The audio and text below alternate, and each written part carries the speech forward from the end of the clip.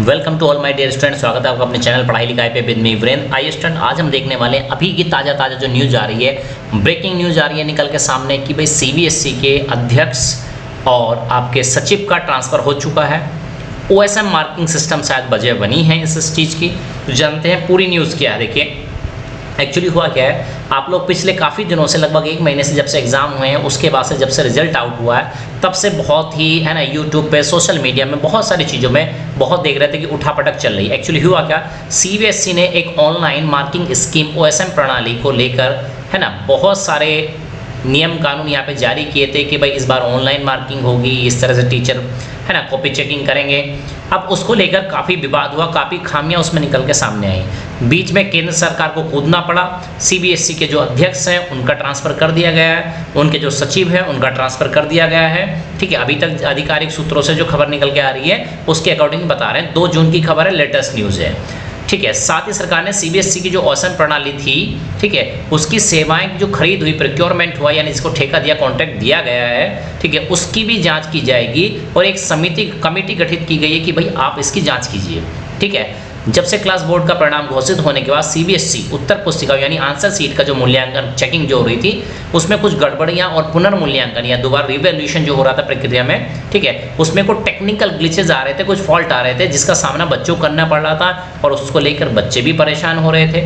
ठीक है, जो पेरेंट्स हैं वो भी परेशान हो रहे थे और साथ में डेफिनेटली भाई टीचर जो उनके साथ इतनी मेहनत करते हैं उनको भी प्रॉब्लम्स का सामना करना पड़ रहा था। और ऐसा नहीं है, ये तो देखिए एक पक्ष हो गया, एक है ना।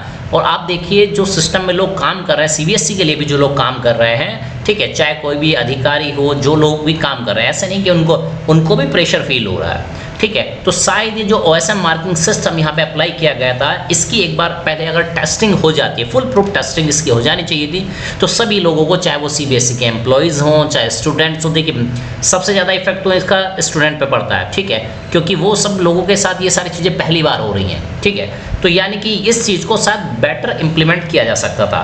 हालांकि इस साल देखें अगर सीबीएसई का जो परसेंटेज पासिंग रिजल्ट था वो 85.29 था, जो कि पिछले साल के कंपैरिजन में जो कि 88.39 था, यानी कि लगभग 3% के आसपास ही रिजल्ट कम रहा था। ठीक है, वहीं 90% से अगर अधिक बात करें, जिन बच्चों के 90% से अधिक नंबर आए थे, ठीक है, उनमें भी अच्छी खासी गिरावट देखी गई थी।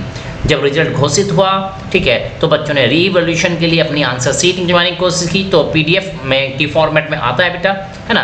तो उसमें जो उनका पोर्टल उन्होंने लॉन्च किया था, वो पोर्टल प्रॉपरली वर्क नहीं कर रहा था। कई बार डेट्स को बार बार आगे बढ़ा दिया गया और जो फीस उसको भी दोबारा से क्या किया गया, उसमें बार बार चेंजेस किए गए। भाई पहले ज़्यादा रखा हुआ था उसका पेमेंट, फिर कम किया गया। ठीक है, जब प्रेशराइज हुई चीज़ें, ठीक है, तो ऐसी कई गंभीर समस्याओं का सामना करना पड़ रहा था। जो आंसर सीट मिले भी वो काफ़ी धुंधली थी, ब्लर थी।